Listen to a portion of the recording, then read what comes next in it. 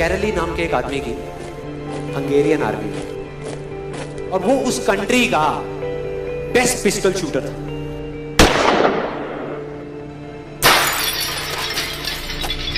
जितनी भी national championships हुई थी उस कंट्री में, उसको वो जीत चुका था।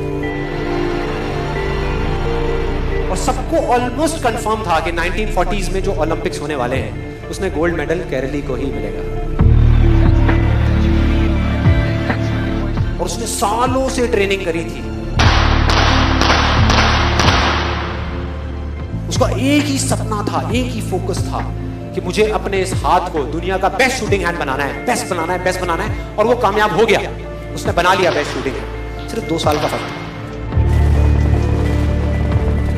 1938 में एक आर्मी का ट्रेनिंग कैंप चल रहा था, क्योंकि वो आर्मी में था, तो एक एक्सीडेंट हो गया। उसके उसी हाथ में जिससे उसने गोल्ड मेडल जीतना था, उसमें एक हैंड ग्रेनेड फट गया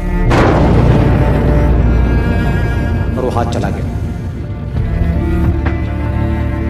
जो उसका सपना था, जो फोकस था, सब खत्म।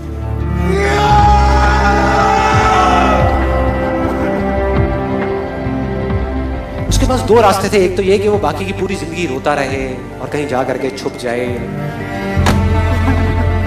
या अपना जो गोल था जिस पे उसने फोकस किया हुआ था उसको पकड़ करके रखे। तो उसने फोकस किया उस पे नहीं जो चला गया था, जो उसके पास नहीं था। उसने फोकस किया उस पे जो उसके पास था।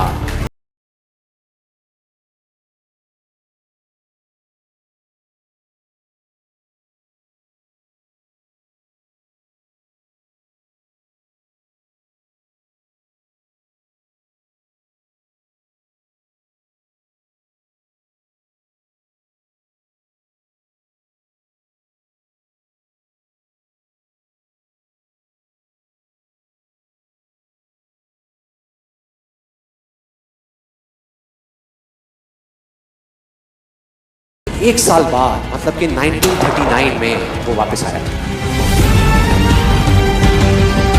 नेशनल चैंपियनशिप हो रही थी वहीं पे हंगरी में, और बाकी भी बहुत सारे पिस्टल शूटर्स थे वहां पर।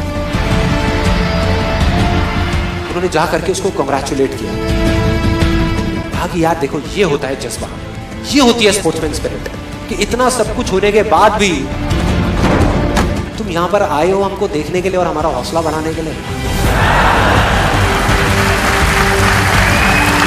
किसी को नहीं पता था कि वो 1 साल से अपनी ट्रेनिंग कर रहा था लेफ्ट हैंड की। और उसने जवाब दिया, मैं यहां पर तुम्हारा हौसला बढ़ाने नहीं आया, तुम्हारे साथ कॉम्पीट करने आया हूं, तुमसे लड़ने आया हूं, तैयार हो जाओ। और कंपटीशन हुआ।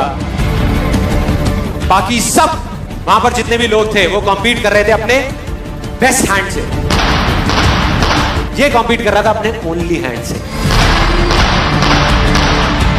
ओनली हैंड से। कौन जीता?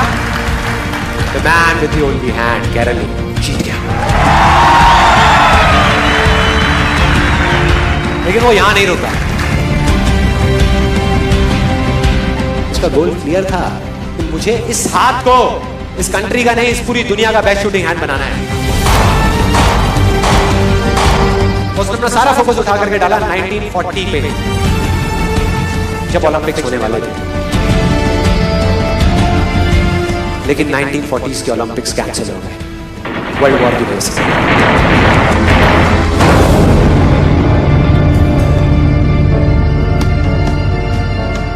उसने अपना सारा फोकस उठा करके कहां डाल दिया?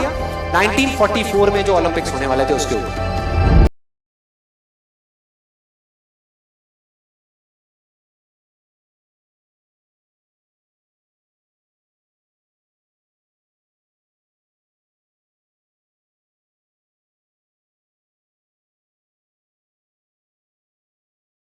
के ओलंपिक्स में 1938 में उसकी एज थी 28 साल, 1948 में उसकी एज हो चुकी थी 38 इयर्स। और जो यंगर जो प्लेयर्स आते हैं निकल करके, उनसे कॉम्पीट करना मुश्किल होता चला जाता है। लेकिन मुश्किल नाम का ये वर्ड था ही नहीं उसकी डिक्शनरी में। वो गया पूरे वर्ल्ड के बेस्ट शूटर्स आए हुए थे जो अपने बेस्ट हैंड से कम्पीट कर रहे थे और ये अपने ओनली हैंड से कम्पीट कर रहा था। और कौन जीता? The man with the only hand.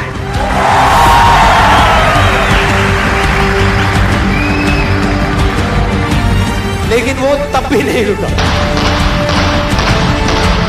1952 Olympics दोबारा कॉम्पीट किया उसने